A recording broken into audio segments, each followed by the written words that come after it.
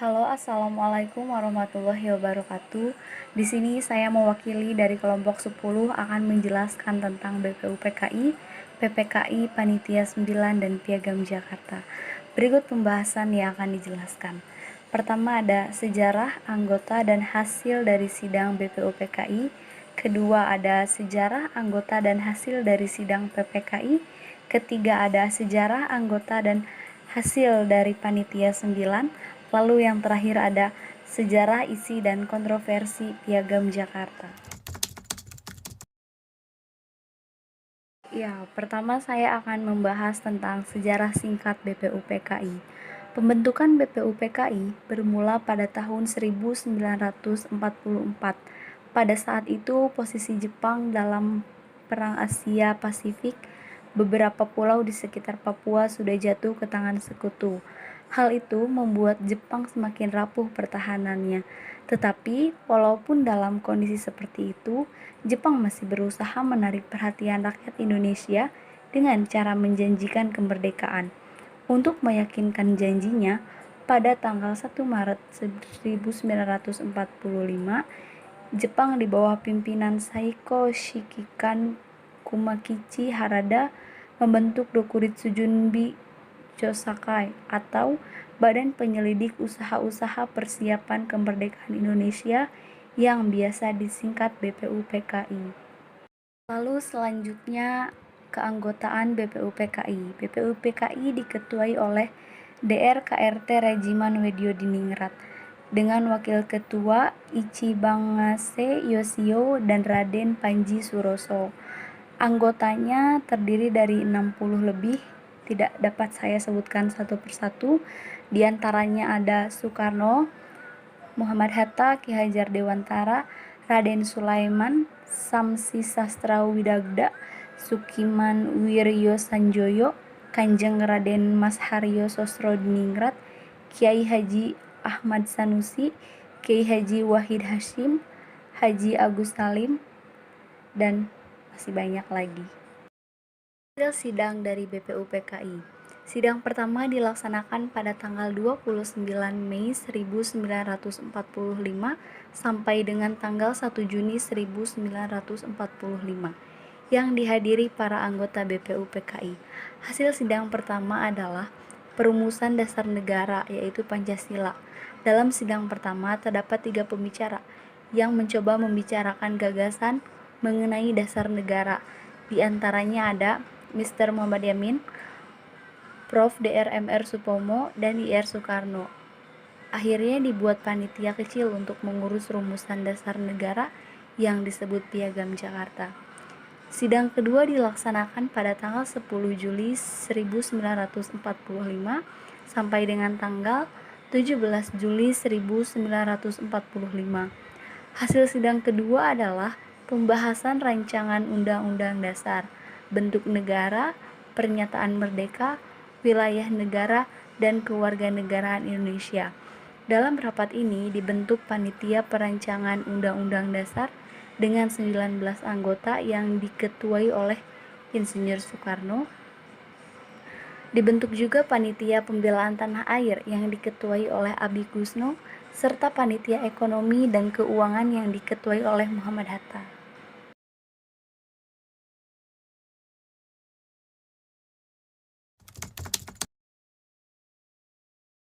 Ya, lalu setelah pembahasan BPUPKI berakhir, kita akan membahas sejarah singkat PPKI. Setelah dibubarkannya BPUPKI, maka dibentuklah PPKI sebagai panitia lanjutan dari panitia sebelumnya. PPKI, Panitia Persiapan Kemerdekaan Indonesia, atau dalam bahasa Jepang biasa disebut Dokuritsu Junbi Inkai, diresmikan oleh Jenderal Tarawuchi pada tanggal 9 Agustus 1945 di kota Ho Chi Minh di Vietnam. Peresmiannya dihadiri oleh Insinyur Soekarno, Drs. Muhammad Hatta, dan Dr. Regiman Wedyodiningrat. Lalu anggota PPKI sebagai berikut. PPKI diketuai oleh Insinyur Soekarno dan wakil ketuanya Drs. Muhammad Hatta. Anggotanya ada Mr. Supomo, Dr. Rajiman Wedodiningrat, RP Suroso, Sutarjo Kartohadikusumo, Kiai Abdul Wahid Hasyim, Ki Bagus Hadikusumo, Otto Iskandar Dinata, Abdul Qadir, Pangeran Surjo Hamijojo, Pangeran Purbojo, Dr. Muhammad Amir, Mr. Abdul Maghfar, Mr. Teku Muhammad Hasan, Dr. GSSJ Ratulangi, Andi Pangerang, Aha Hamidan, I Gusti Ketut Puja, Mr. Johannes Latuharhari, DRS Yap Chaunbing.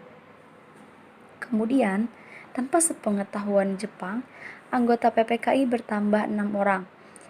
Di antaranya Ahmad Subarjo, Sayuti Melik, Ki Hajar Dewantara, RAA Wiranata Kusuma, Kasman Singo Iwa Kusuma Sumantri. Hasil sidang PPKI sebagai berikut. Sidang pertama dilaksanakan pada 18 Agustus 1945 di Gedung Road Van Indi di Jalan Pejambon, Jakarta. Hasil sidangnya adalah mengesahkan Undang-Undang Dasar 1945, memilih dan mengangkat Presiden dan Wakil Presiden. Tugas Presiden sementara ini akan dibantu oleh Komite Nasional sebelum dibentuknya lembaga MPR dan DPR. Lalu sidang kedua PPKI dilaksanakan pada tanggal 19 Agustus 1945 di tempat yang sama dengan sidang pertama berlangsung. Hasil sidang PPKI yang kedua adalah membentuk 12 kementerian serta 4 menteri negara, membentuk pemerintahan daerah di mana Indonesia dibagi menjadi 8 provinsi yang dipimpin oleh seorang gubernur.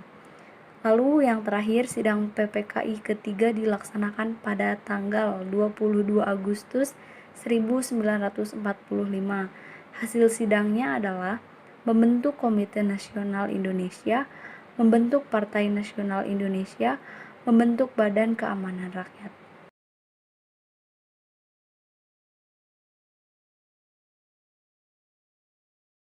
Kemudian, membentuk pemerintah daerah Indonesia yang dibagi menjadi 8 provinsi yang dipimpin oleh seorang gubernur. Pembagiannya sebagai berikut. Pertama ada Sumatera yang dipimpin oleh Mr. Teku Muhammad Hasan. Yang kedua ada Jawa Barat dipimpin oleh Mas Sutarjo Kartohadikusumo. Yang ketiga Jawa Tengah dipimpin oleh Raden Panji Suroso. Yang keempat ada Jawa Timur dipimpin oleh RMT Aryo Suryo. Lalu yang kelima ada Sunda Kecil dipimpin oleh I Gusti Ketut Puja. Yang keenam ada Maluku dipimpin oleh Mr. Johannes Latuharhari. Yang ketujuh ada Sulawesi dipimpin oleh Dr. Jacob Ratulangi. Yang kedelapan ada Borneo dipimpin oleh Insinyur Haji Pangeran Muhammad Nur.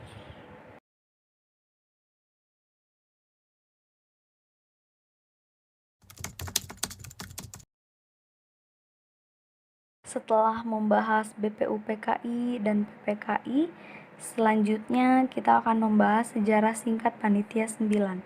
Panitia 9 adalah sebuah kepanitiaan yang dibuat pada tanggal 1 Juni 1945, diambil dari suatu panitia kecil ketika sidang pertama BPUPKI.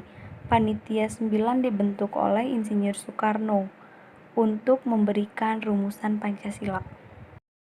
Keanggotaan Panitia 9 diketuai oleh Insinyur Soekarno dengan Wakil Ketua DRS Muhammad Hatta.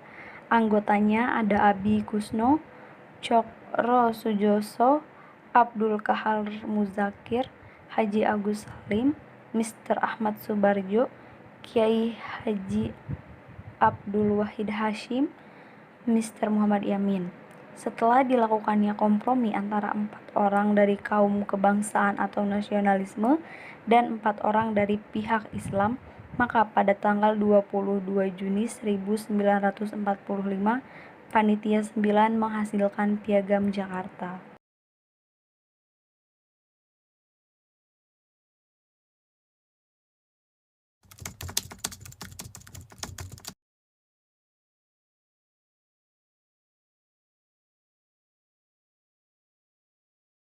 Dari 5 poin tersebut, setelah dikaji oleh beberapa orang-orang penting atau beberapa